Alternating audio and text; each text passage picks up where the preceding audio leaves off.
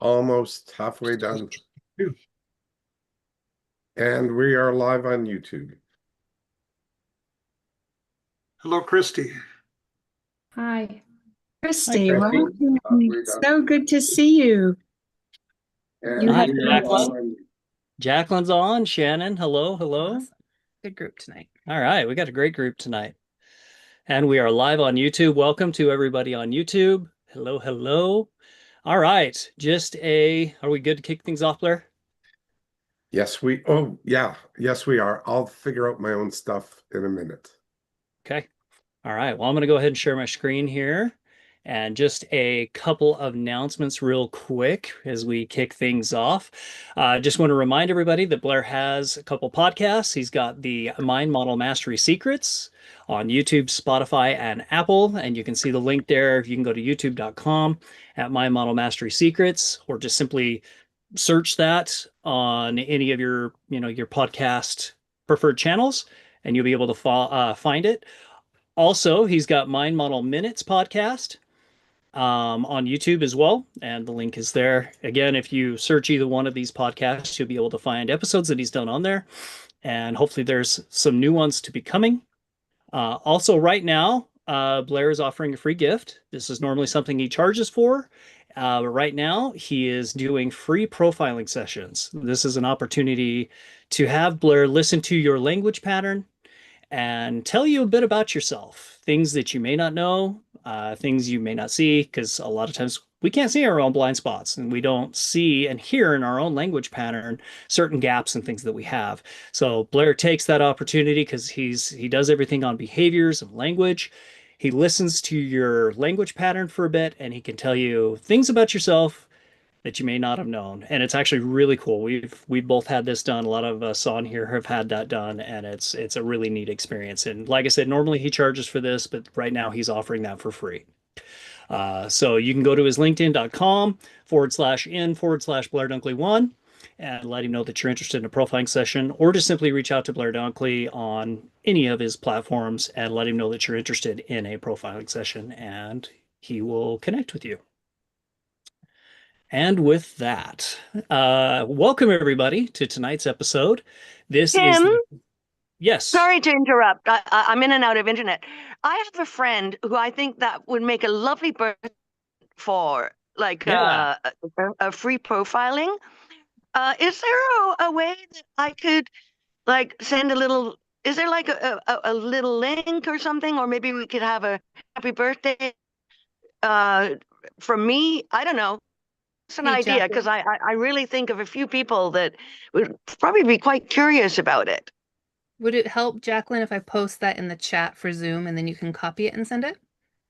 Yes, and is it on YouTube as well? I have a little bit of a difficult time with YouTube, but yes, please. I'm working off my phone tonight, so things are very different. I, so if I don't come on right away, it's because I can't figure out how to do my camera and stuff because it keeps hiding, and that's how come I interrupted you, Tim. No worries. Because Thank you, Jacqueline.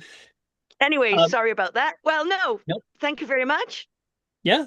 No, thank you for hopping in. And Blair, I was going to ask, is there another link that might be more effective to reach out if they don't have LinkedIn, or that way of getting a hold of you? Is there another like email or something like that that they Actually, can there is. So what I would do, that's a great question. How Um, do I turn my camera off? Oh. I have the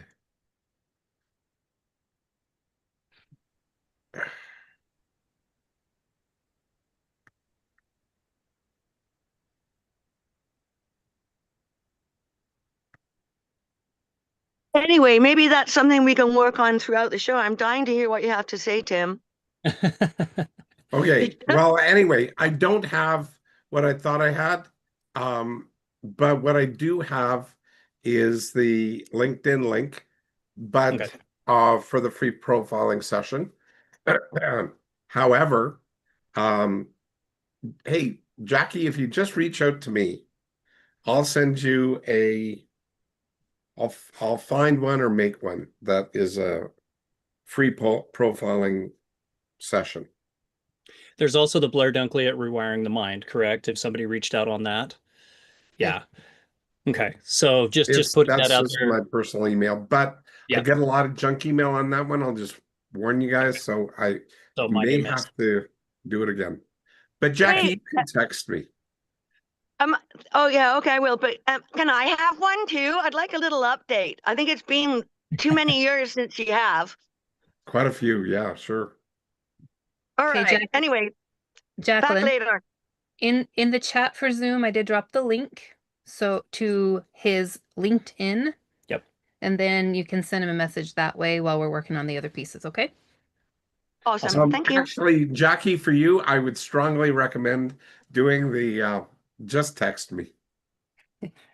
You've got my number. You know how to get a hold of me. I do. Well, thank you, Jacqueline, for bringing that to attention. Appreciate that.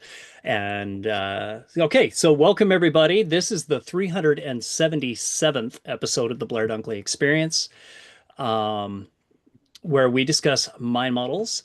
Mind models are a collection of extensively tested thought frameworks, skills, and behaviors that enable people to transform their lives intentionally. Your host for this evening is Blair Dunkley, the creator of the mind models. We are Tim and Becky Graff, your co-hosts and certified mind model coaches, along with the amazing Patty McClurg and Colin Jewett. The Blair Dunkley Experience is Blair's free gift to you and is an opportunity to learn, experience, and practice mind models in a safe real-world environment. Mind models have impacted every part of Becky and I's lives, not only in our business, it's made us more effective and more confident. But in our marriage, it has also helped us resolve an 8-year challenge that we had in just a couple of hours of going through my model coach training. And as a lot of you may know, when we lost our daughters back in 2020 to a tragic accident, these mind models gave us the strength to navigate the grief and the PTSD and the capacity to recover more quickly than we ever thought was possible. Mind models have increased our effectiveness, our resilience, and the ability to keep moving forward without traditional counseling. We look forward to learning with you guys tonight, and we're excited for tonight's topic. And again, welcome everybody to the 377th episode of the Blair Dunkley Experience. And all those of you on YouTube who may be watching the recording later, welcome. It's great to have you here. And with that, I'm going to turn it over to Blair. Hey guys, I came up, well, Patty does amazing work in putting the notes together that we all edit and figure out, but confirm and identify. But this is all on micro behaviors of success and how micro behaviors are important. People like the idea of hitting success out of the ballpark and having these huge home runs. And we hear that, and it gets sensationalized by the media, but that's generally not how success operates. And so one of the things that I found is the most consistent way to build success in anybody's life is through these micro behaviors. And getting the naming and labeling down effectively. In fact, I was working with a client today, and he was looking at his life, and he thought he couldn't find his purpose. Yet, after a few minutes of questioning him and whatnot, he started telling me his purpose with a ton of passion, a ton of stuff. And I had to stop him and say, hold it, stop. Have you named and labeled this stuff? Have you listened to yourself? Because you just said, my purpose is da da da da. And he hadn't. Those are the micro behaviors that we need. And I just caught him smiling, being passionate, and everything else in between. Now, the interesting part was he was blown away at how often and for how long he's missed these things that are his passion, his purpose, that he is already doing successfully, but they're micro behaviors. Anyway, I've got a little video that I'd like to share with you guys.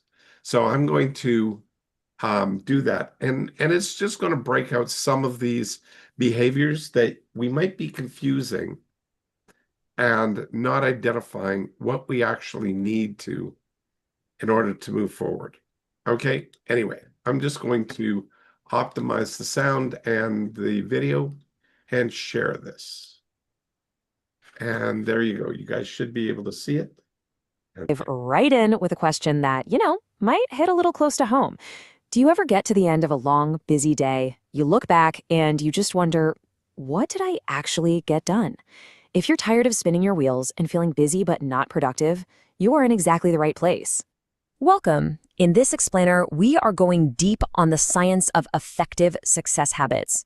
We're going to move away from all that subjective stuff like motivation and feelings and into an objective, repeatable process that actually gets you tangible results. So, first things first, we have to understand the real problem, and it's something so many of us are caught in without even realizing it. I'm talking about the busy work trap. This is that endless cycle of being in motion, constantly doing stuff, but never actually moving forward. I absolutely love this phrase from the source material, successfully ineffective. Doesn't that just nail it?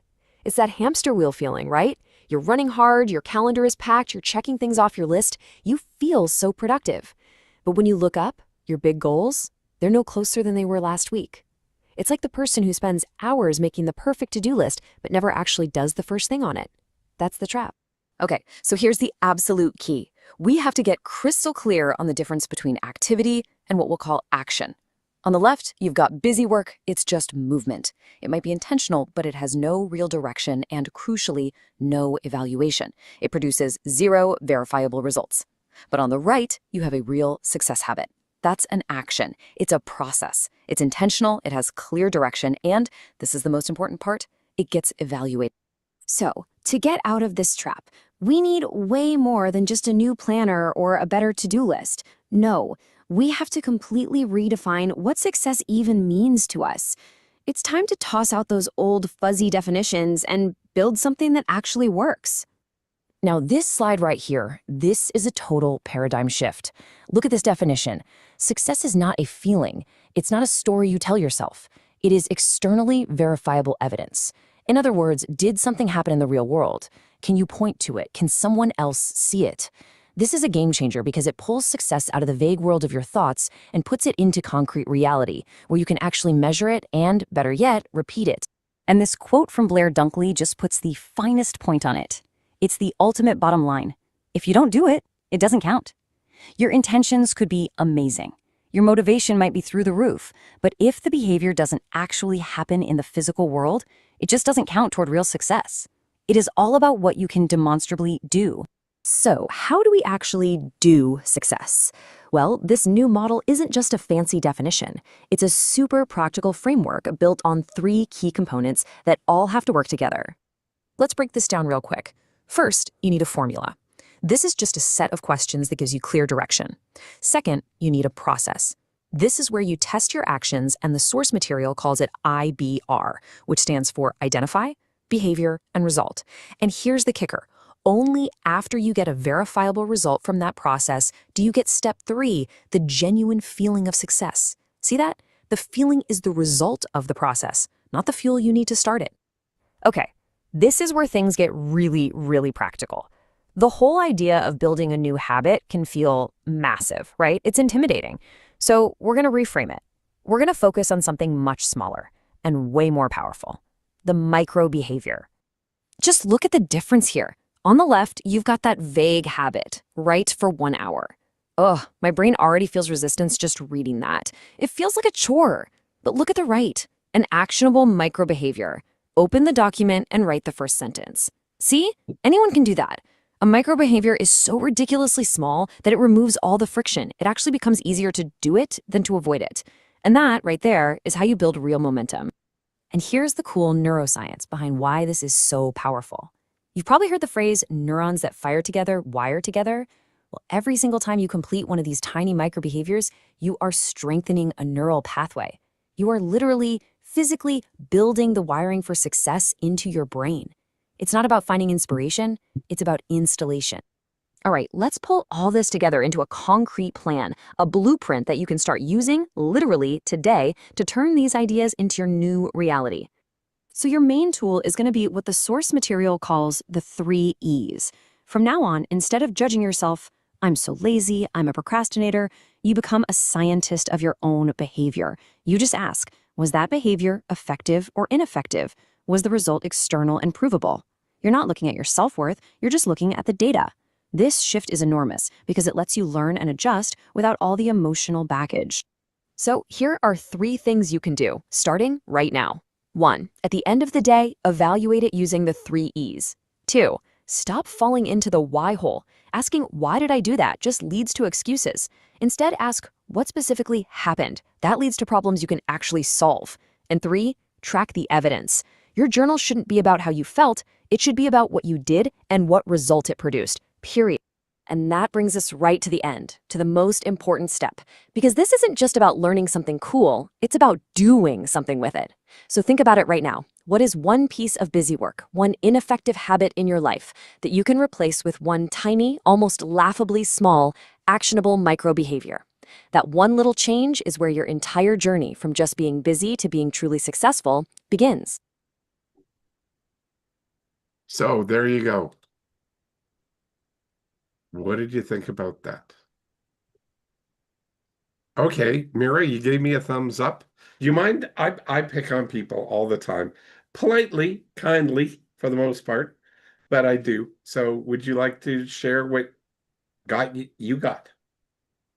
Yes, um I really appreciate how succinct that information was. There was a lot of information in a short period of time, and there Yep. was white space, white noise in there. It was all like, oh, I should write that down. Oh, that's a big idea. Oh, yeah, that's the missing piece. I love how it was just packed full of things that make sense, but I've never really put together before.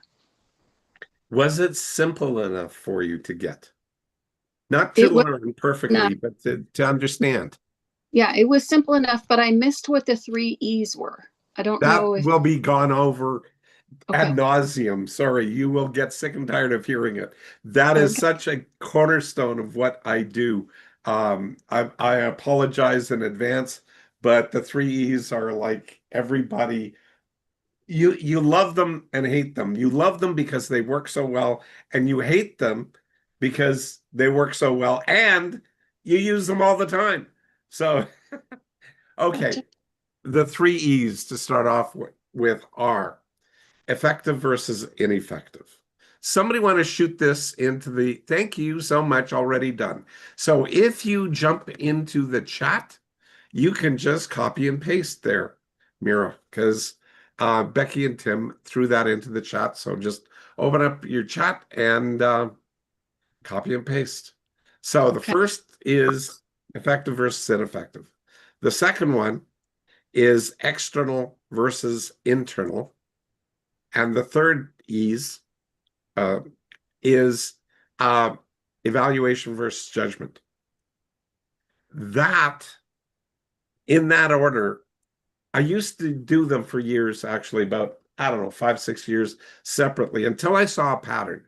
I'm constantly using them in this order. If I use them in this order, do they work more effectively? The answer is generally yes. Do you have to? No. But I strongly recommend that you do. And they're really easy because they're so simple. And you just ask yourself, you don't ask yourself, was that good or bad, right or wrong? You throw that stuff out because that's judgmental language. If it was good, you will beat yourself up with bad at some point. And if it's good, you might blow your head up and go, I can't get through the door.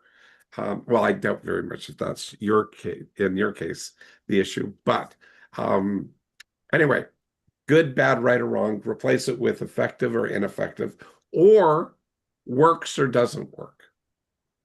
So if you can use works or doesn't work, that is huge as well. Same basic testing when I tested it out, got the same basic stuff. And then you ask, okay, that was effective versus ineffective. Now, the way that you test in the 3 E's is to ask yourself, if what I think is effective, where do I know it's effective. Is it externally verifiable or just internally verifiable? If it's only internally verifiable, you might feel that it's effective for you, but other people may not, and you don't have externally verifiable evidence.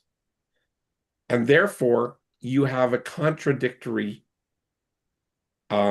piece of information that may not work. But when it's externally verifiable, it's not contradictory because you and others see exactly the same behavior and everybody's viewing it as effective or that thing works.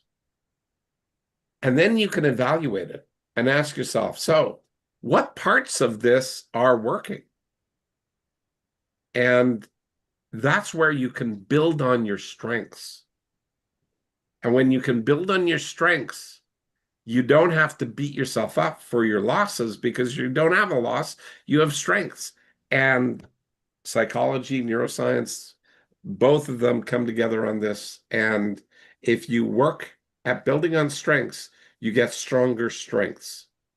And that's where growth and success happens, is by building on your strengths.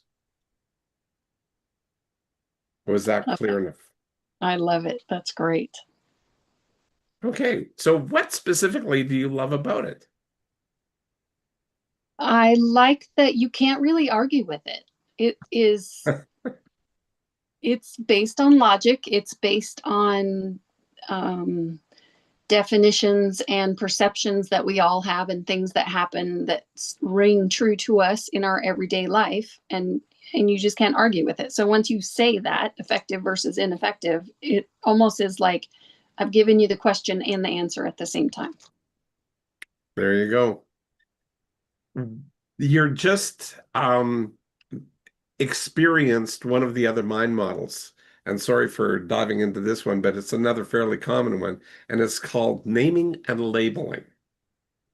And the whole mind model, naming and labeling, is if I can give you, like with the mind models, if I can say something to you and have you understand it within, about 5 to 10 seconds of explanation, it's a perfect mind model that it is named and labeled correctly because I'm not trying to change how you think.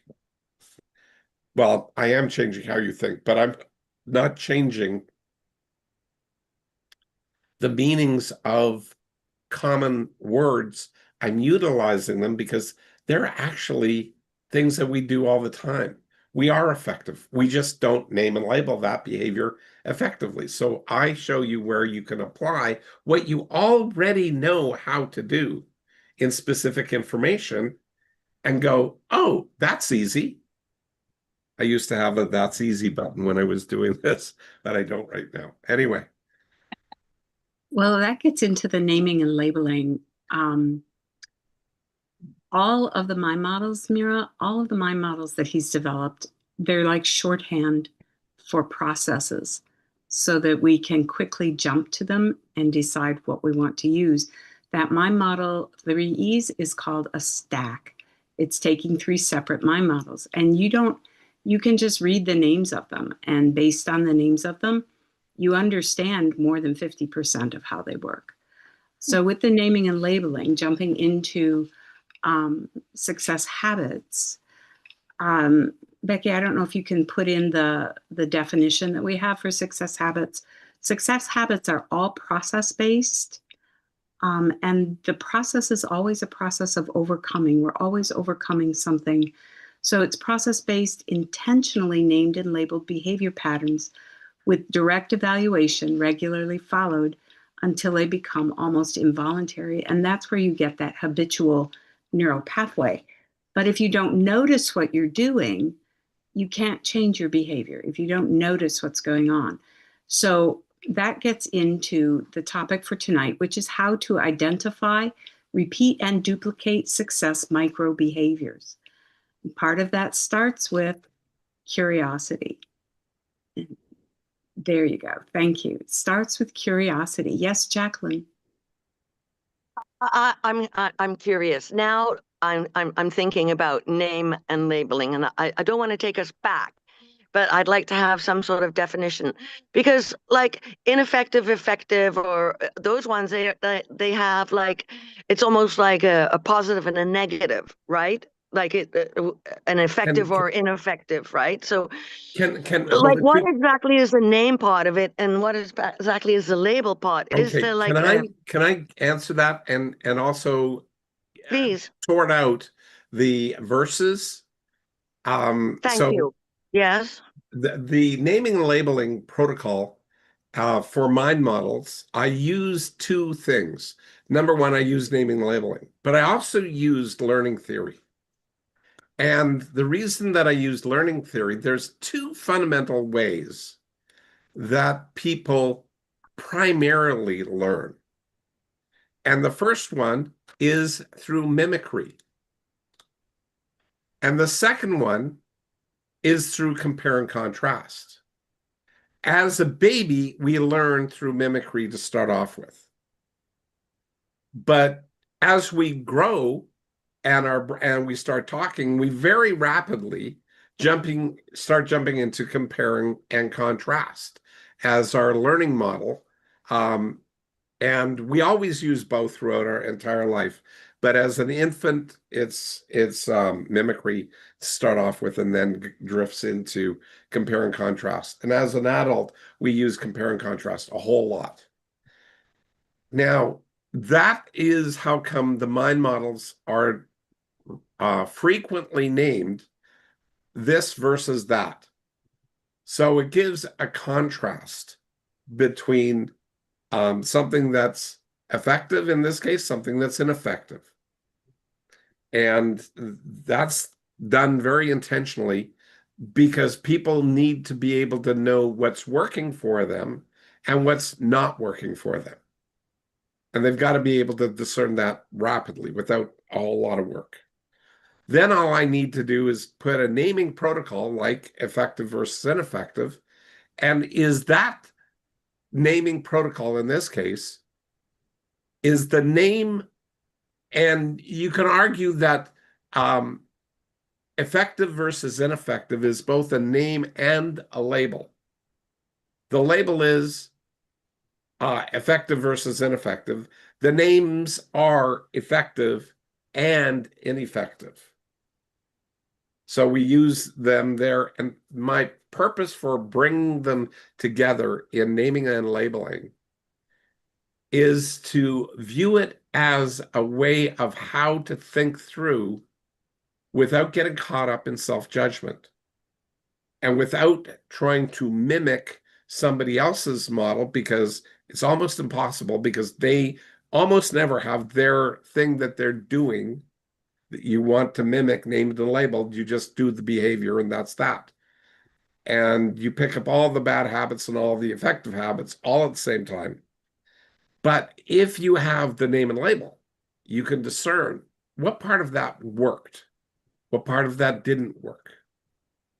And so discernment is a critical part of the learning process. But we don't dive into the discernment and tell you what to think. We give you the model and say, this is how you can use it. And then you get to apply it and figure out in your own life what works for you, not what works for me or somebody else. It's just what's working for you. So that's the key thing there. So, Jacqueline, hopefully that makes sense now. Any chance it does? Hopefully I got a thumb up. Anyway, if not, I was going to say, one of the things, if I may add to that, Blair, one of the things that I remember when I first learned mind models was looking at it very much, okay, do this part of the mind model, be effective, but don't do the ineffective part. Like, that's bad. And looking at it from that judgment lens, so to speak. I remember doing that when I first learned these mind models. The interesting thing is as we start really paying attention to the evaluation versus judgment, if we evaluate these mind models and we look at it as that compare and contrast, it's this compared to that, and evaluating that, you actually find that things that are ineffective or that may not be working for you, that's data at that point. So actually, is it really not working for you? Because you now have data of what isn't working. Yes. So really, if you look at it, if you're evaluating instead of going into that judgment place, it really is now you have data points of what is not as effective and what you can do differently.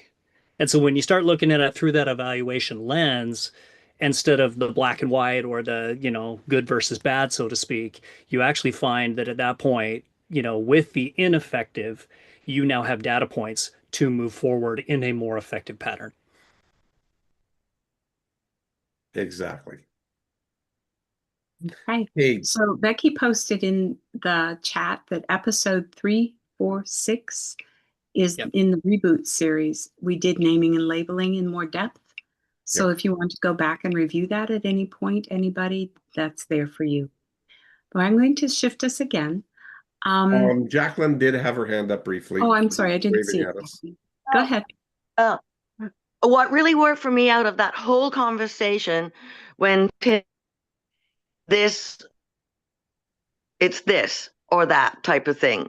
It's not like where I was putting verses. I think when I was putting verses, it's because I kind of got into a shorthand habit in the chat when the meaning of the verses is actually way different when you say like it's this or that, like when you're evaluating or are you being judgment, it's this or that. Right. That really cleared it up for me. I'm so excited that we can still, you've been doing this for a while, Jacqueline, and for you to get some new clarity on that is really exciting. I think that's what keeps all of us coming back, is that there's always another layer for us to Exactly. get. Exactly. There's always layers. Like the Yeah. onion keeps growing and the layers keep peeling off, and it's just like, gosh, this thing is so healthy. It's growing and peeling at the same time. Yes, yes, it is. Well, we're Yeah. going to return to the idea of success All habit. righty. Okay. And my models are a great number, as you can see with the 3 E's, great percentage or part of the success habits that we have. And so, Brent, may I ask you a question? Yes, go ahead. Okay. So, what success habits do you use with the mind models? What do you incorporate as a success habit in your life? As referred to using like as the mind models, using the, as those behaviors, those They micro might be behaviors. mind model, they might not be, but what do you Okay. notice? What are you aware of in your own life as a success habit?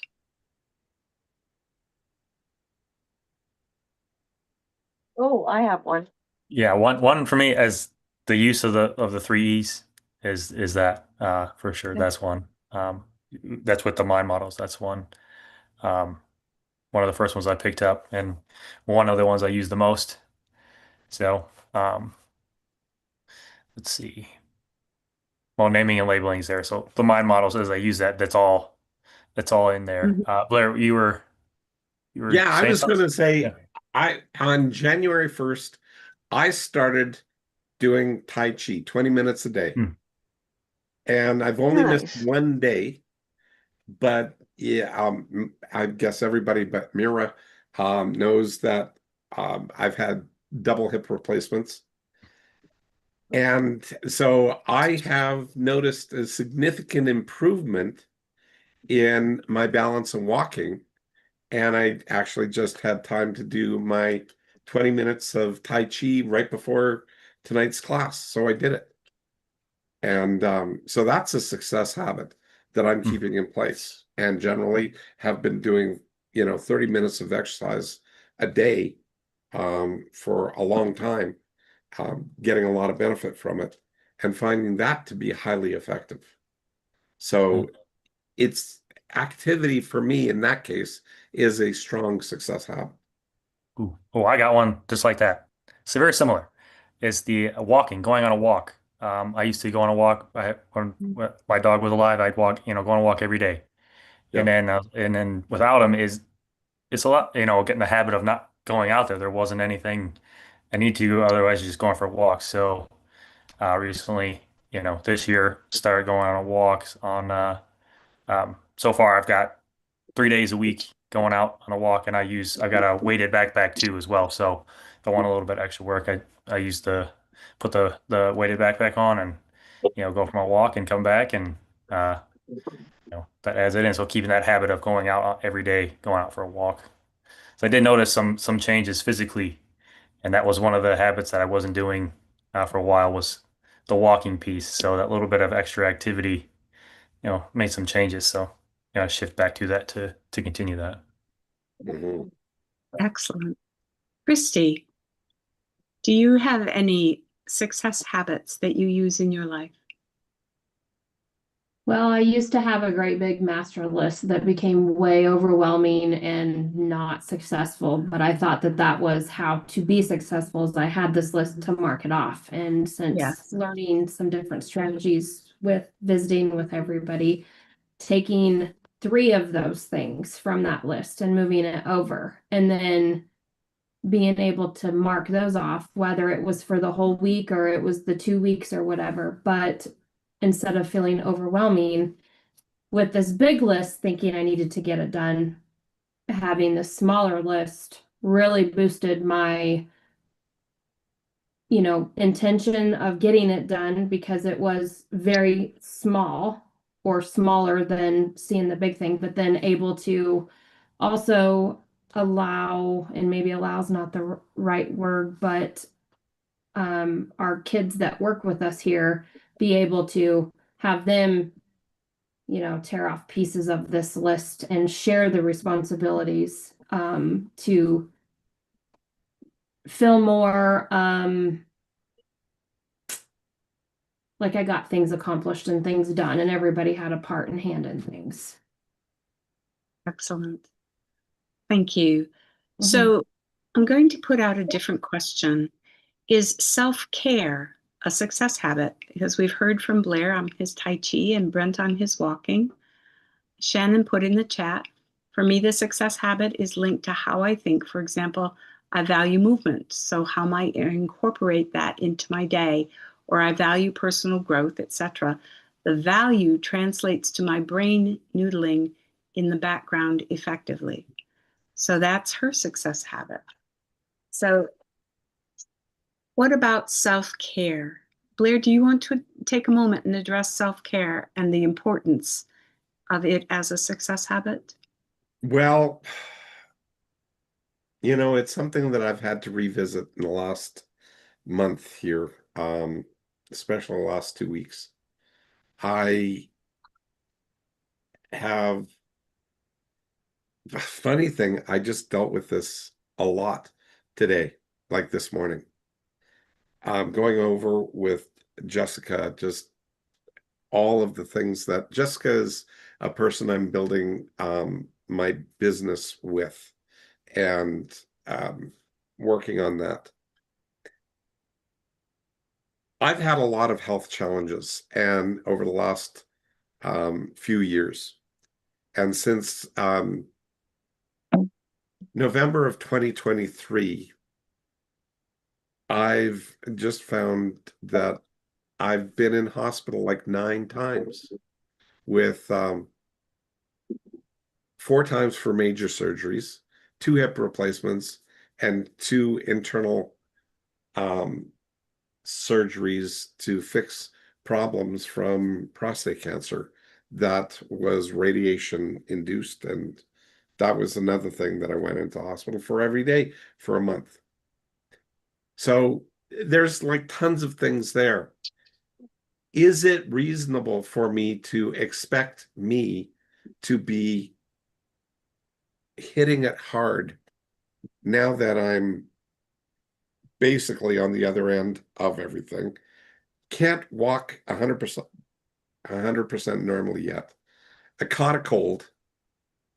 I was moderately sick for a week.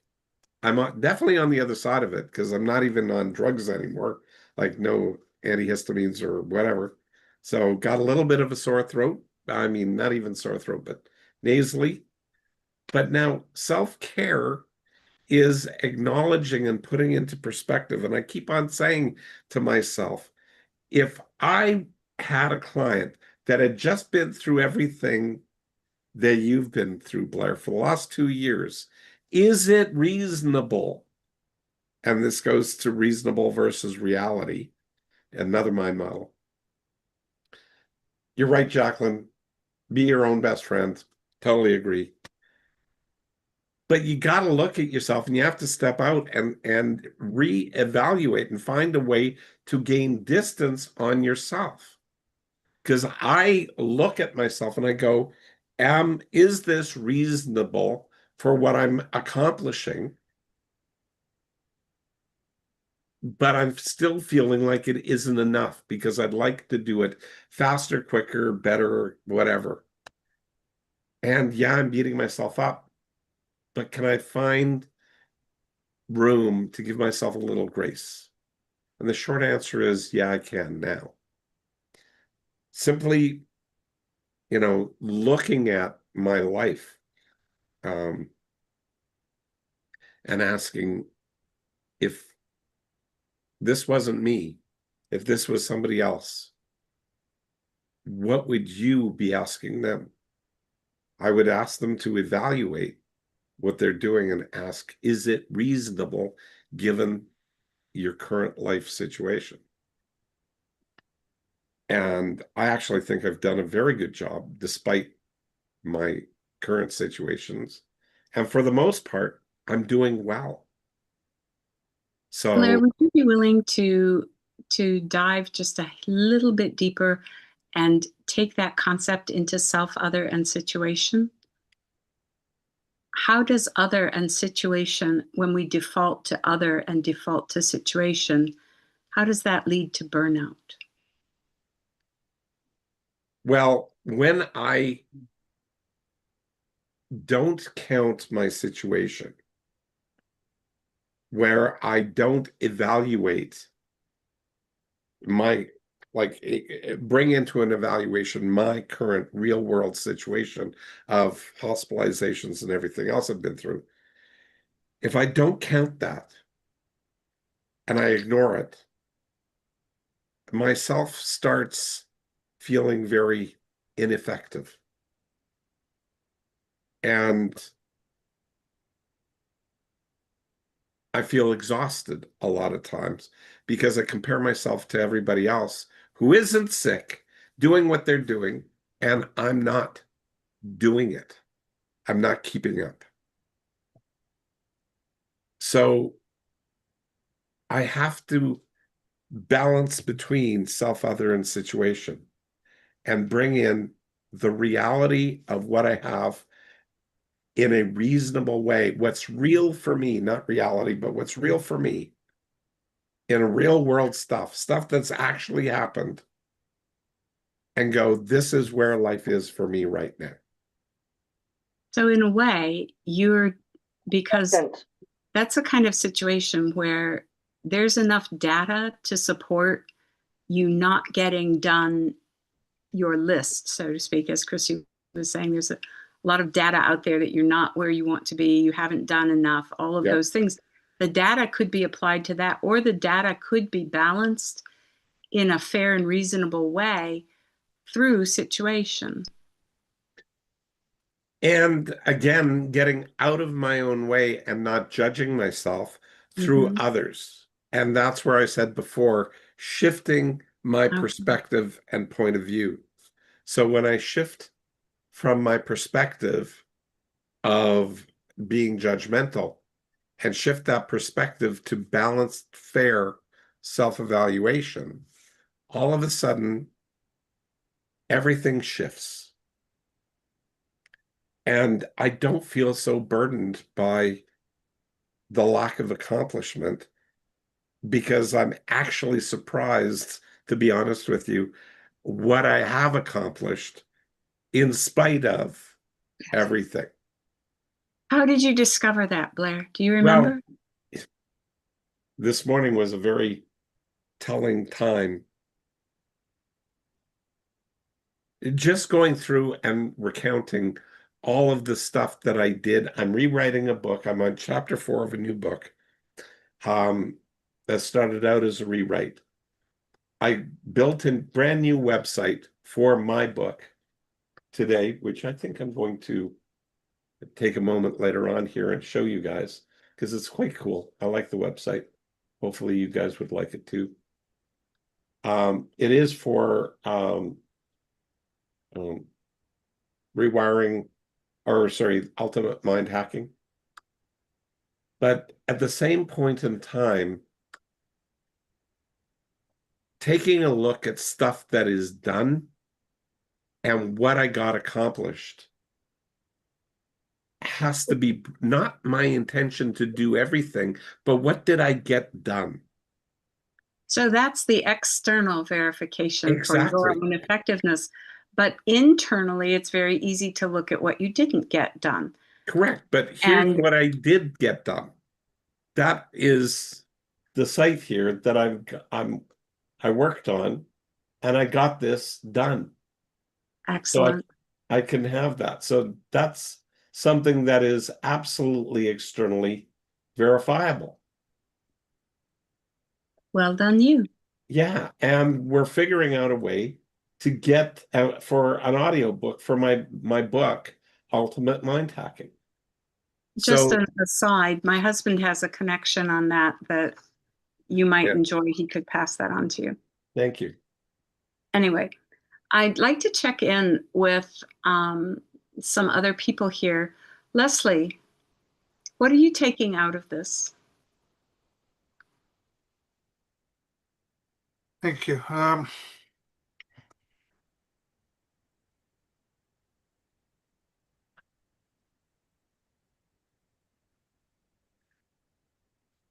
I'm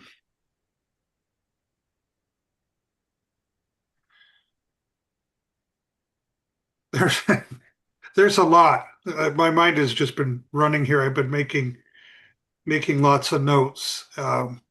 Went back and reread my notes from episode 346.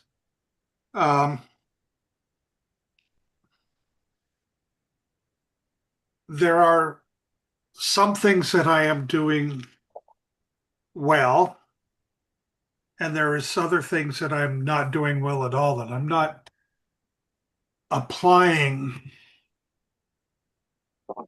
the Okay. mind models effectively in I these can't see you at areas. all. This would be in trading. I'm not trading effectively, and I've got an approach that I take, but it's keeps changing, and that's part of the problem. I'm not being disciplined um,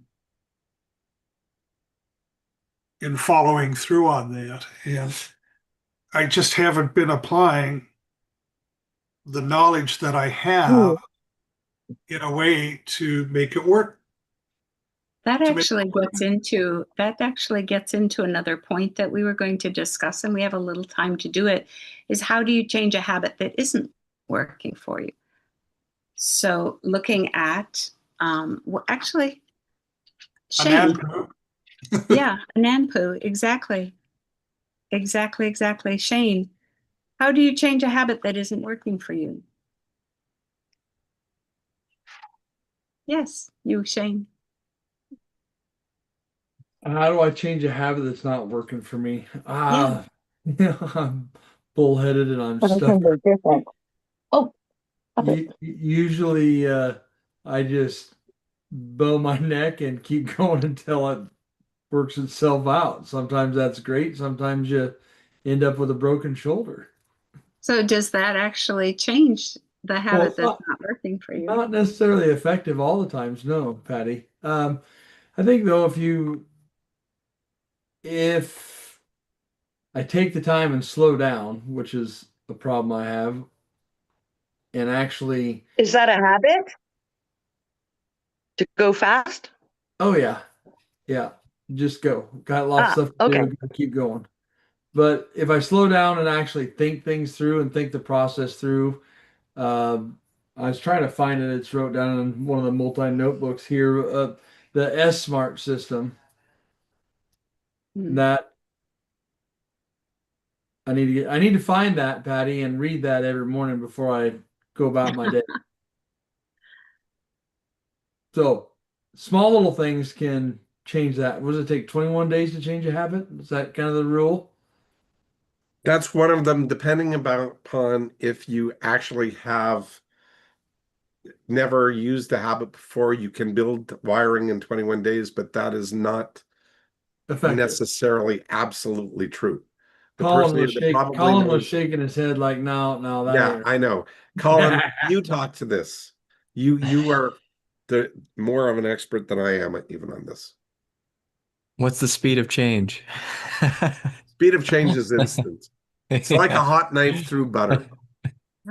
In the now, right here, right now, when it happens. And if you have the behavior already pre-existing and you change the behavior, all you need to do is that habit, that thing, to turn it into a habit in 3 to 5 repetitions. That's about it to make it a habit.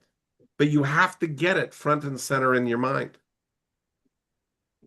Well, When one you of the get it things front and center and you know how to do it and it's already pre-existing, I mean, I have a pre-existing habit of working out daily. When I became single again, I worked out for in excess of 900, I think it was 932 consecutive days. You know, that's over 3 years or right around 3 years, every single day without exception. And I go, so I hold that front and center in my mind.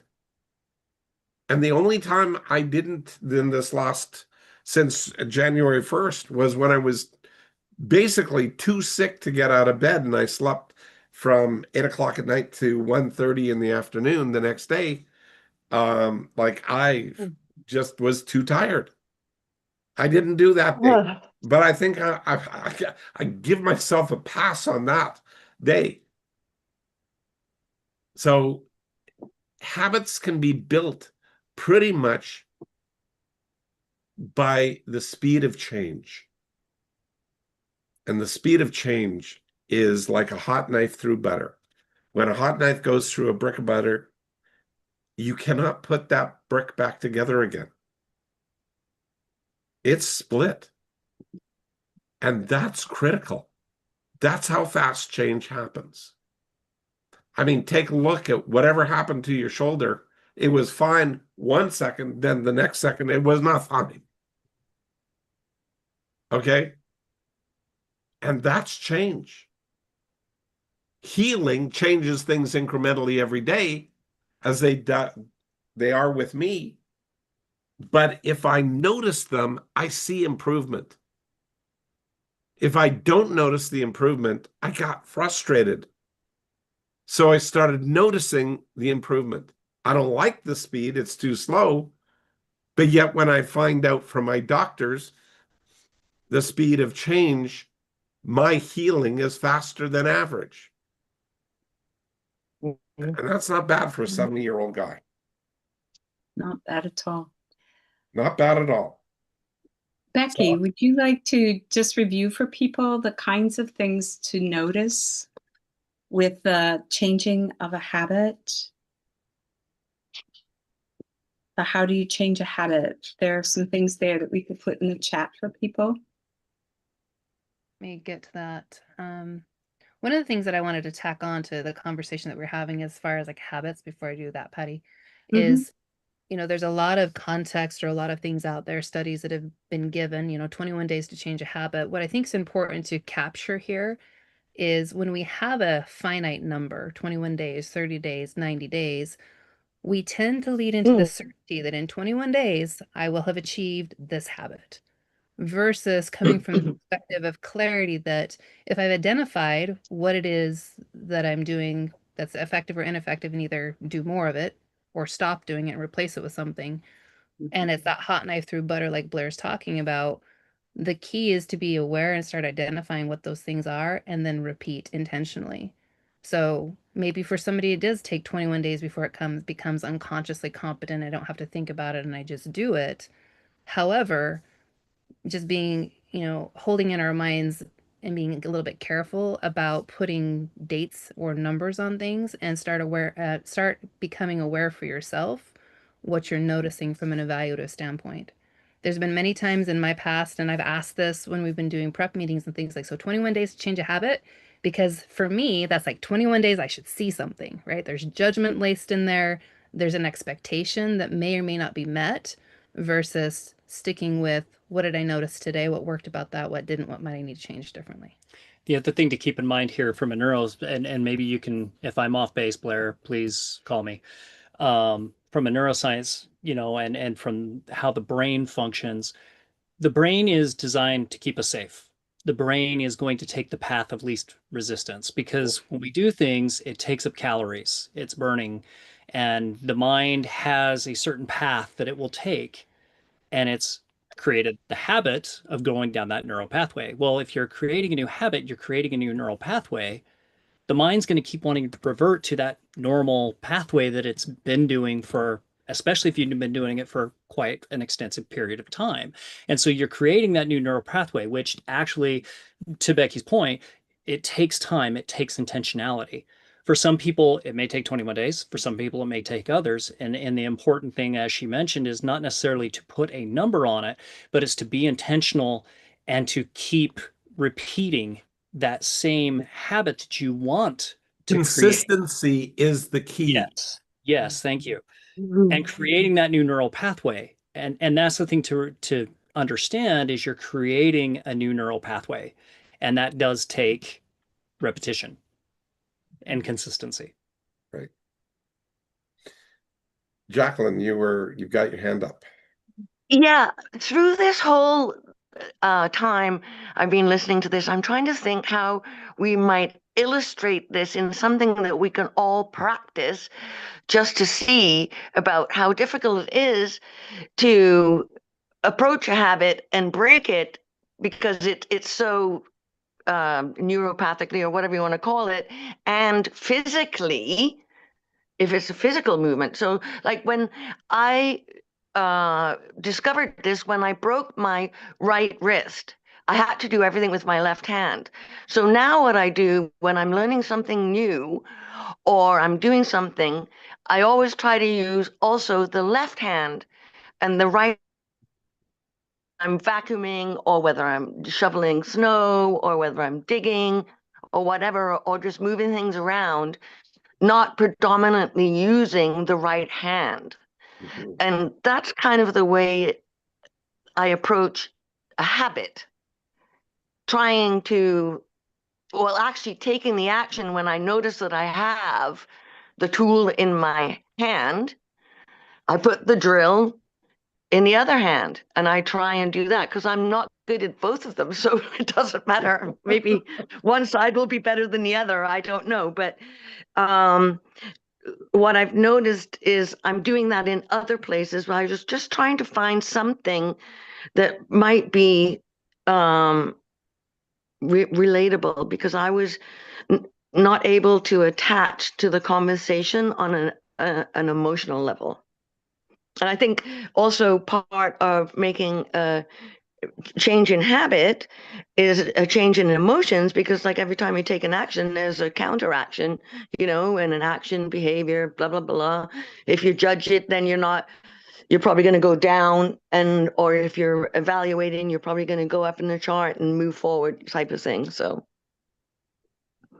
all right, I think I just wrapped up for myself. I would give it a 9 out of 5. Sorry, I'm in the process of packing. I'm going away in a couple of days, and anyway, so my mind's all over the place. Where So are I'm you going to off to sign out this time? now. Well, I'm going to the UK and then Europe and then to Morocco, and Great. I'm not sure after that. But so it was a 9.5 for me tonight. And I'm going to listen, and anyway, I look forward to it all wrapping up. And is it Mira? Is that how you say your name? Just nod or not. All right. Mira, it was lovely to see you here. I look forward to you coming back and sharing more of your stuff. You were like really spot on, like impressive. No, that was really cool that and you know what? It's going to be funny. Over the next couple of days, it's going to get deeper. It's just an automatic thing with these bloody mind models. All Thank you, right, guys. Jacqueline. Thanks All so right, much. You have a wonderful trip and check in with us if you are able to as you're traveling. of course I will. Yes. We like to see how Okay. it's going. So Bye. We goodbye. get every part of the world that Jacqueline goes to, she finds a way to connect with us. Yes, she does. Like She you does. name it, she's been there. Well, Indonesia, whatever. She finds a way to do it. It's yes, amazing. she does. And we appreciate it. We do. So just for the sake of people who on YouTube who cannot read the chat, changing a habit that isn't working for you, notice the thing holding you back or creating drag in your life. Notice your behaviors, blocks, and limiting beliefs. What are your natural constraining ingredients? Stop behaviors that aren't working and remove friction for the thing that you want to do. And Shannon put in there the power of choice. So Mira, we're going to move now in transition into something we call wrap up. And wrap up, we ask a person to give us one takeaway that they've had from tonight and what value they received out of the time we've spent together on a scale of 1 to 10, with 10 being great value, 1 being no value at all.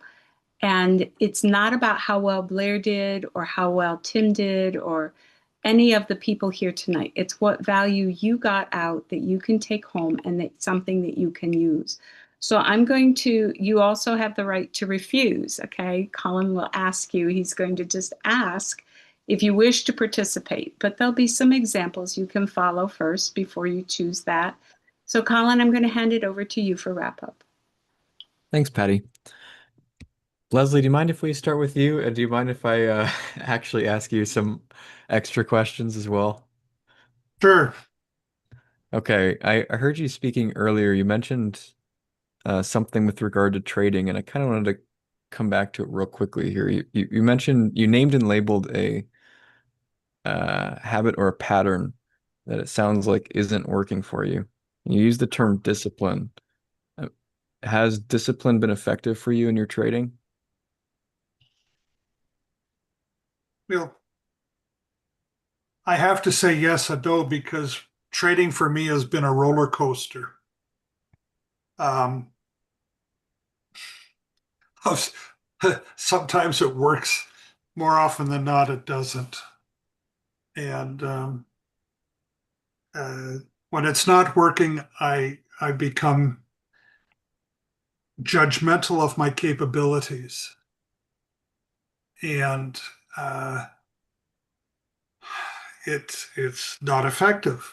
When I get away from it for a little bit and come back to it, and if I can be objective about it and disciplined, I can be successful. I'm And curious if there's a micro behavior that you'd be interested to test as a potential alternative to discipline. sure.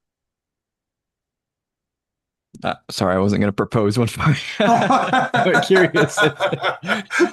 Oh, I thought there was something. I thought you were going to No, expound no, some wisdom there for me.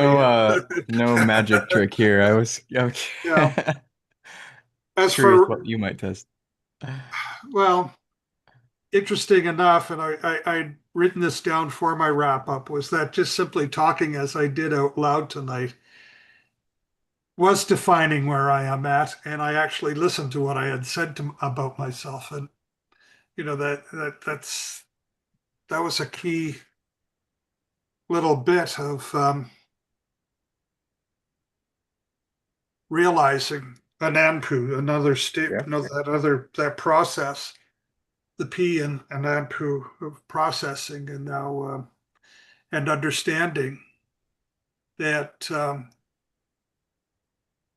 I need to go back and start at square one, do some training, and do some retraining, get refocused, and move and get back going again.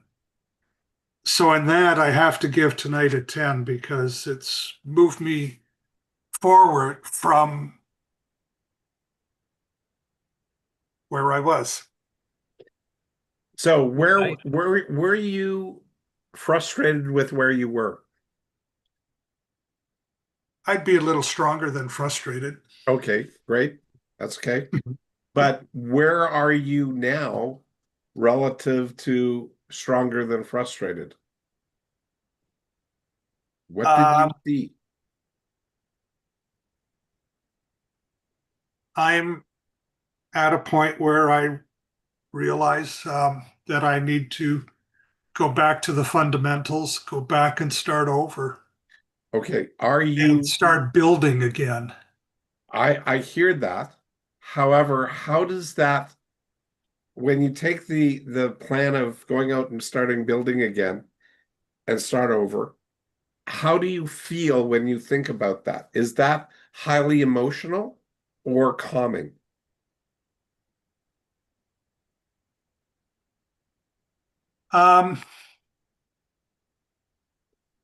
Calming, because I know the learning curve is going to be very short Okay, because I've done it okay, before. stop right there. Hold it, time out.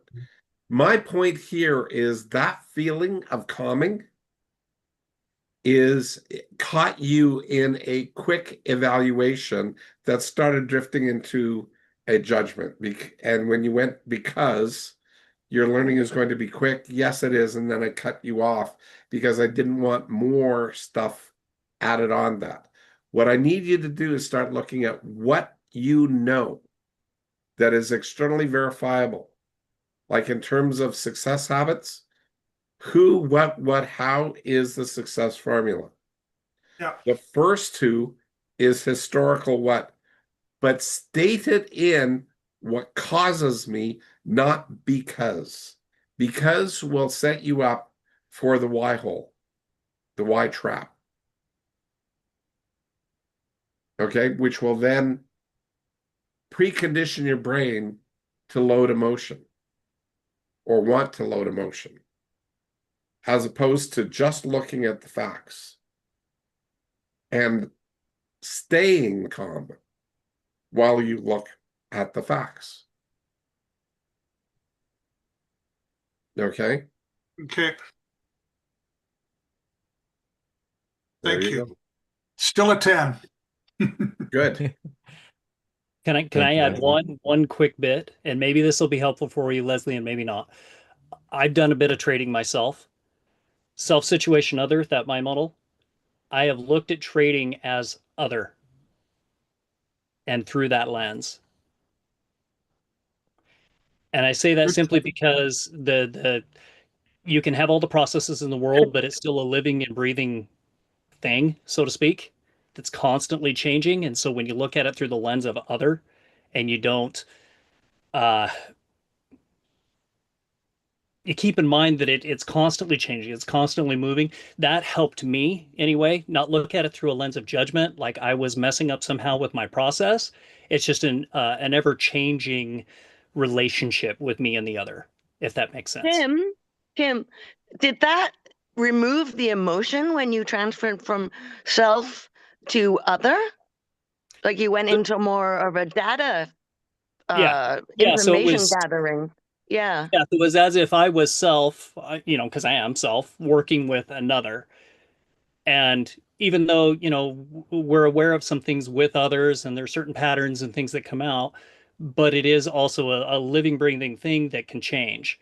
And so when I started looking at it through that lens, it did take away the emotion. So yes, I just wanted to add that real quick. I won't take too much time here, but I just thought I'd offer that, Leslie. That may help, it may not. Thank you. No, well, that's really valid. I mean, you're moving around in you're making a choice of removing the emotional part of it and moving into data, which it appears that when you're looking at other people's information, you can see the data. So you went.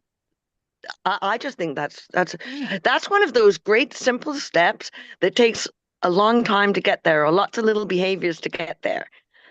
lots of little learnings here, there, and everywhere. But I really like that. Thank you, Tim. Thank you, Jackie. Thank you, Leslie.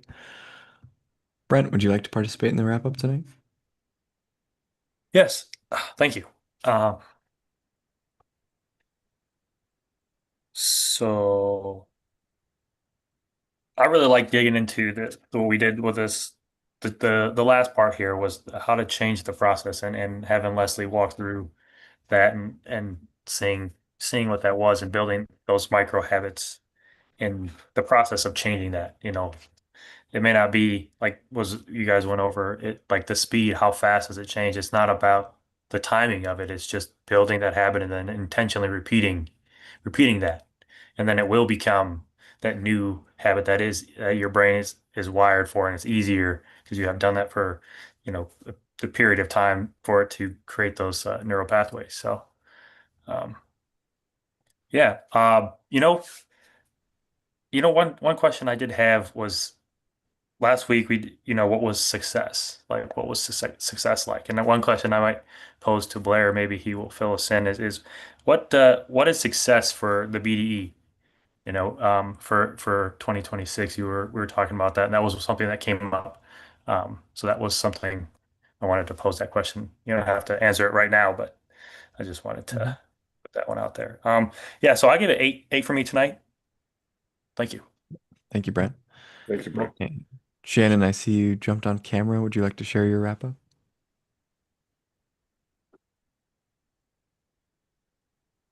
I really liked the phrase, Blair, earlier in the show. You were saying discernment in the learning process, that ability to kind of dive in and really notice. And then later on, Becky, I think you put in the chat or have said, I know you've said this before, to notice the drag. And so we didn't spend a lot of time on a NANPU, which is awareness, the process of becoming aware of things, noticing them, and making a process around what you're noticing. But that one was rolling around in my mind throughout the evening in a really big way. And Jackie, I love your onion that's growing and peeling at the same time. That was fabulous. So yeah, just the idea in my own life, because there are certain things that feel fixed. And so if I'm looking at the data, I'm like, okay, are there ways that I can create margin for myself, or that I can change a process, and the idea of decreasing drag to increase thrust and all of that. So that was a really great thought, because we're limited by what we notice and the questions we can ask. And if I can notice things and ask a bunch of questions, that can change a situation that feels unchangeable in a really significant way. The other thing that popped into my head while we were having the conversation was this: when you were talking about the speed of change, I think it was, I got to thinking more along the lines, I asked you this years ago, Blair. I was like, well, how do you relearn or something, And you told me, you're like, well, it's creating a replacement behavior. And Yes. so the habits, looking at it from the point of view, and you said this in terms of effective versus ineffective, stop doing what doesn't work. But the mental picture of Indiana Jones in the temple, like putting the sand on really quick before he takes the thing off of it, that I always like that mental picture when it comes to trying to create a new habit, because it's, to focus the energy that I have, because it's precious, on like more on what I want to see versus on like what isn't. You can use what isn't working to notice. It's data, it creates the awareness. And up until the point it served its purpose, like then, put it aside and be like, okay, what else? And think about the replacement, and then testing that. So those are some of my musings throughout the evening.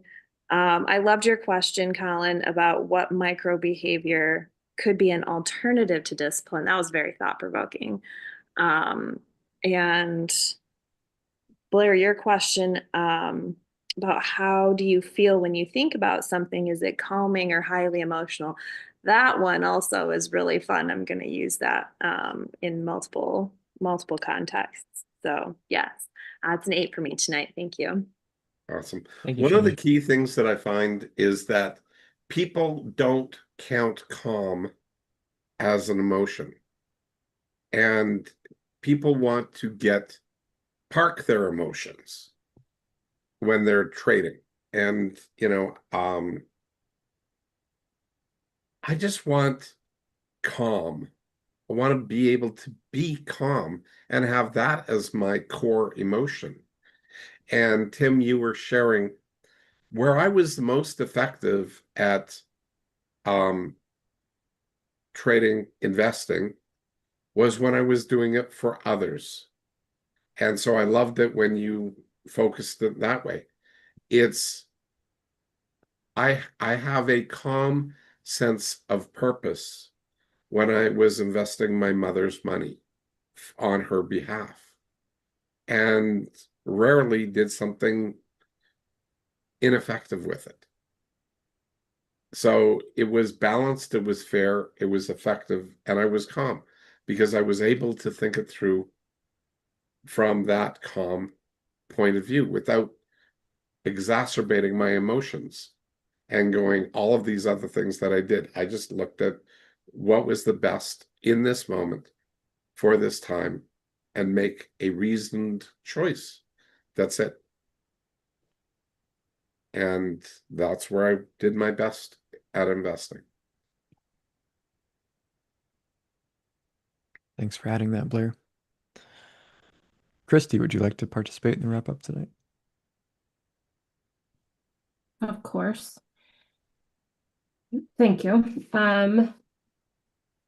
So something that I took away from here tonight was just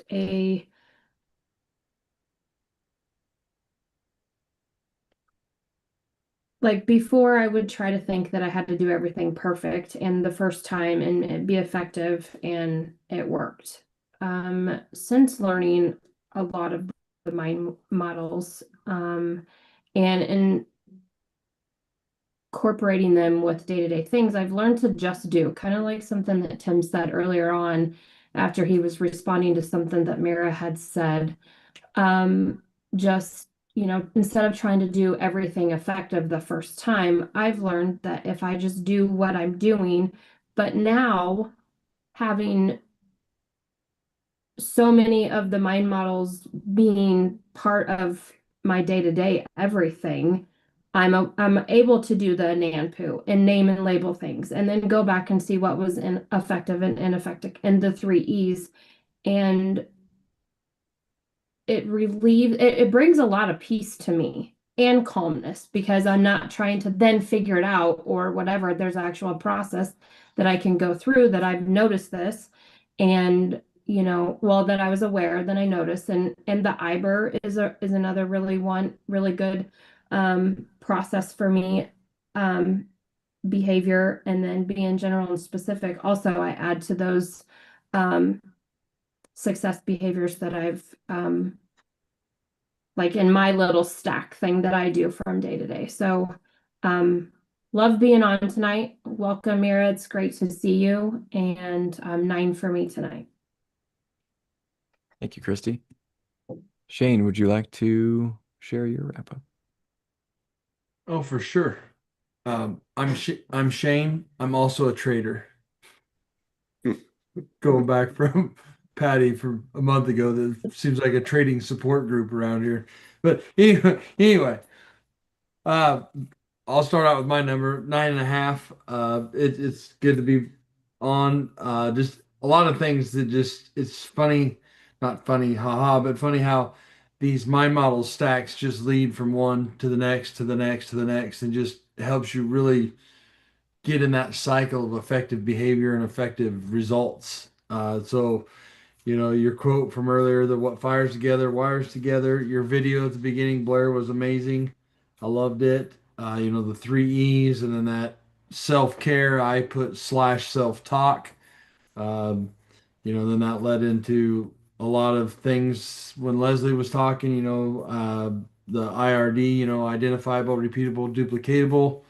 the S Smart, like we mentioned. So they just build on each other. You just find your little niche and you find that building blocks, and it really helps rewire your mind and be very effective. So, like I said, 9.5. Thank you all. Appreciate it. Thanks, Shane. Mira, would you like to participate in the wrap up tonight? Sure. This is very interesting. This is all so new for me, but it all makes sense. And there are definitely threads of other things that I've heard and thought and experienced running through this. So I really am appreciating this conversation and these ideas. I think my favorite, and all these ideas, I'm going to just say they're all new for me, right? Or the depth, maybe. But my favorite new idea was what Blair said, and I'm paraphrasing this and probably getting it wrong, but adopting someone's beliefs doesn't allow you to evaluate which parts are not true or don't work for me. That was a really interesting piece because I tend to get hijacked by other people's expectations a bit more often than I would like, and I'm working on that and developing boundaries. And I think that that idea is going to help me be more clear about what is mine, what is not mine, and what I want to do about it, how I want to act, and how I want to integrate things, and what I'm really going to choose to believe or not believe. So I've appreciated what everyone said tonight. I've never been in a group where everyone is paying such close attention to all of the things that are said and everyone's perception and everyone's feelings. And I really appreciate this space. So thanks for letting me be here. And I'm going to say this is a 10 out of 10 experience for me because I've not been in any group like this before and I love it. Mm. Well, thank you we so much love for being having here. you here, honestly. It's amazing. Thank you. Yes, thank you for being here and for participating. And with that, Tim, would you like to share your wrap up? Yeah, I'd love to. So yeah, it was a 9.5 for me tonight. I really enjoyed the conversation. Enjoyed seeing Shane and Christy and Mirabai. Thank you for being on tonight. It's great seeing the Daniels back and Mirabai. We loved having you on. And so it's great to have faces that we haven't seen in a bit. So that's a big takeaway for me tonight. Big thing that I loved about tonight. The other thing is a big aha for me is the reminder that change is instant. Like it is RFN. It's hot knife through butter. And the important piece there is to be consistent so that you're engaging the brain and creating that new neural pathway, which creates habit after so much time of doing, and it's different for everyone else. And the self-care, not going into that judgment place and just being patient with yourself, patient with whatever you're working on, and being consistent. And honestly, it's something I'm constantly reminding myself. And with success, that's an important piece. And for me, one of the things that I attempt to do, it's part of looking at trading through the other lens and some other things that I've stayed curious around. I tend to load my emotions first. I still, it's still a work in progress process, Blair. But that, as we've heard many times here on the Blair Dunkley experience, the emotions loaded with the data. I tend to focus still. It's just a part of being a human being on that emotional piece. And so little tweaks like that, looking at, trading through another lens, or I've been curious around how to not remove the emotion, but have it not be the predominant load so that then I Well, can, that's where I gave you the idea of choosing calm as the predominant emotion, yep, as yep, opposed to trying to suppress all the other stuff that's going on. yep. Yeah, so one of my curiosities and things that I've been, working on is not having that emotion the predominant. and just bringing it down just enough that I kick into the data. Yeah. And I can, and then from that gap, I can grab traction and move forward. And so for me, that's worked really well. And for others, finding your process, but just staying open and curious about that. That's just one of the things that I found has worked for me. And it works. I did 9-5. Thanks, Thank Tim. you. Becky, would you like to share your wrap up? Oh, I get to piggyback on Tim. Yay.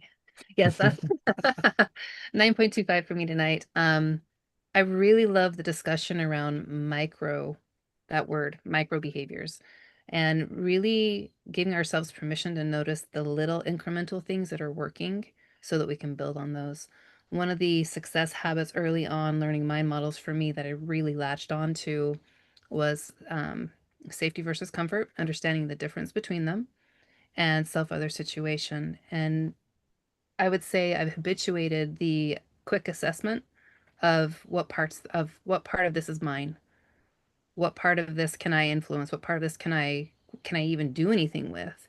Because if it's not within my scope, then all the energy and everything else that I'm pouring into worrying about whatever, attempting to influence an outcome that I really, really, really want, aka energetic control in a situation I don't have any, I'm able to reel that back in from myself and really anchor into, okay, what can I do or what do I choose to do right now? Because that moment is all I have any actual control or influence over what I do, how I think, what I speak, what I do or don't do.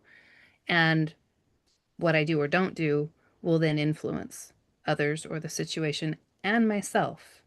And so really just working on that piece to bring it to what part's mine has been very freeing in the ability to utilize the other mind models within that, but to operate from the locus of control that I actually have. So that's me tonight. And that is a very successful micro behavior that has required a lot of practice consistently. Thank you, Becky. Oh, I think I forgot myself. Okay, I'll jump in here. So for me, it's a 9.25 as well. And what stood out for me, I think, uh, Leslie, when you were speaking about like discipline and what's working, what's not working, that I heard in what you were saying in our conversation too, that discipline works sometimes. And that took me back to what Blair was talking about, the different models of learning and compare and contrast, and how that allows us to parse out, okay, well, what about it is working? And then, so I'd love to talk to you more. I'm just curious, like, what about discipline is working, what's not? And then can you take out that part that's working and find the effective name and label for that as your micro behavior?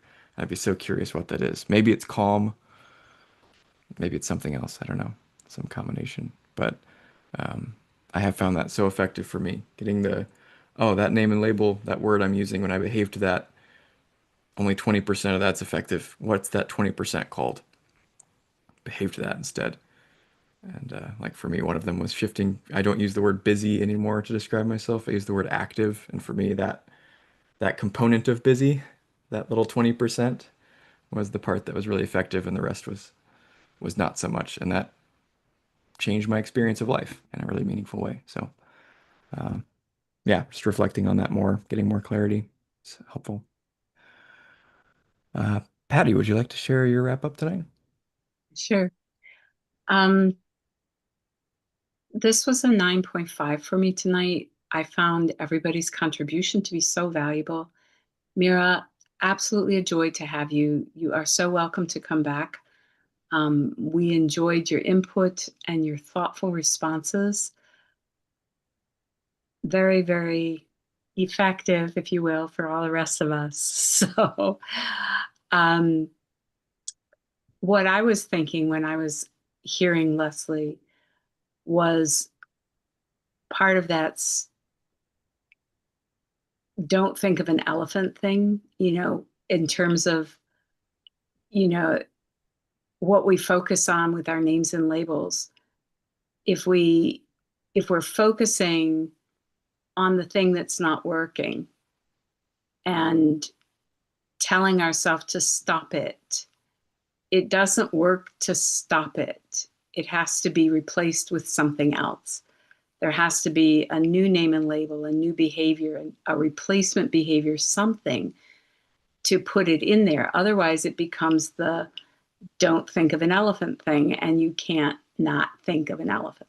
So that's what I was hearing within that conversation. So I enjoyed the idea of calm as a core emotion.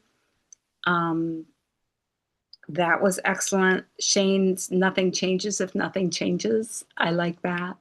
So there were a lot of really valuable, very valuable contributions tonight. So thank you to everyone. Thanks, Patty. Shane? Shane, did you want to jump in? Yes, real quick. I forgot to mention my wrap up. Shannon went to Indiana Jones in the Stop the Ineffective Behavior. I went to Jim Carrey and Liar Liar when he shouts, "Stop breaking the law."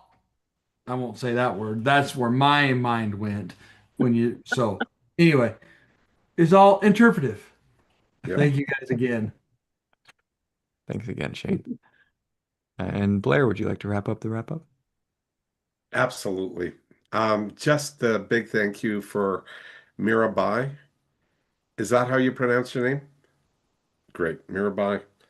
Uh, Welcome. I mean, you are delightful to be here. Such a delightful smile, and you play nice with others, so well done, you.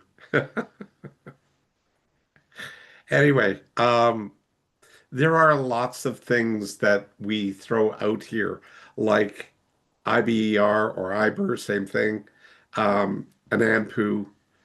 If you stay a while, you will learn them.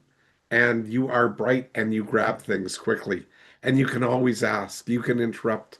If you think, oh, that might be important for me, please interrupt, ask. You are invited, carte blanche. Like, it's so delightful to have you here and experiencing the opportunity of how to think differently.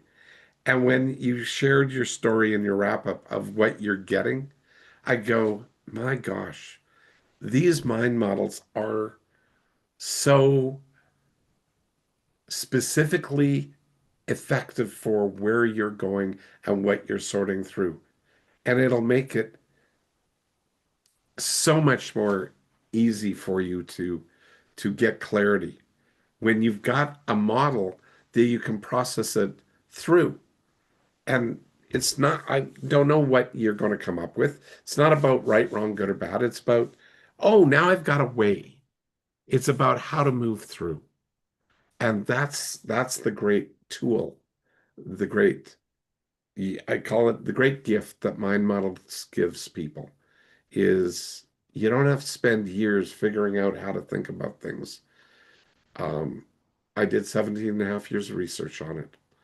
And now you get to benefit from the 17 and a half years and 50 years of application. So please, that's what they're here for. So enjoy. And for me, I think I was surprised how effectively, and we got a few comments on the video. I think the video is very dense, but it sure is good. It's got a lot of stuff in it in a very packed in short period of time. So anyway, love that. I'm behind on getting all of my uh, BDE insider notes um, in and done. I've been sick and other things, so I will get onto that, and I'm planning to get these organized. In fact, I'm trying to build an app right now that can automate some of this stuff. So that's my thing, so I can get it done way faster without me having to spend a half a day organizing crap. So anyway, guys, as always, it's a pleasure to be here. And Mira, you made my night. Thank you, Mirabai. So back to Becky and Tim, I guess, or Colin for the rest of the outro. I can just take it, Cullen, if you're good with that. Take All it right. away. Okay, you guys. Thank you all for hanging out with us for the last 90 minutes. Again, we're here every single Tuesday night at 7 p.m. Mountain, 9 p.m. Eastern, talking about mind models, learning how they can help you become more effective in your own world. As Blair just mentioned, he has an opportunity for you guys to go even deeper in the subject matter that we're talking about. Since episode 318, he's put together his BDE Insider Notes that allows you to, again, go through the material that we don't get to on our call, because what we attempt to do here is make sure that it's experiential, that it's relevant, that people can ask the questions, get real-time experience. And so there's a lot that we don't get to, but it is packed into the BDE Insider Notes, including the videos that Blair has been creating. If you want to have access to that, go to blairdunkley.com/BDE-insider-notes. Investment of $25 a month or $300 a year. You get from 318 current, and it's consistently updated, as Blair mentioned. So again, it's consistently evolving, because we really want to. Blair has a mission to get the mind models into as many people's hands as he possibly can. He's put a lot of effort, as he mentioned, 17 years and over 50 years of practice, 17 years of research, over 50 years of practice in helping people overcome the issues that they have, become more successful in their own world. So highly recommend that you get your hands on those if you have not yet. Also, Blair has a couple books out on Amazon right now. The Ultimate Mind Hacking and Phobia Freedom Formula. You can search those by title or search Blair by name. Also, as he mentioned at the beginning of this call, he's working on a new book that's coming out soon, so stay tuned for that. And then again, just an invitation. We're here every single Tuesday night. So if you want to join us here, on the screen is the URL. You can go to rewiringthemind.com/weekly webinar. You can sign up, get notifications, come join us live. We love to have new people be able to help you see how mind models can work in your world. With that, have a wonderful rest of your day or night, wherever you're tuning in from, and we will catch you next week. Take care, everyone. Bye-bye. Bye-bye.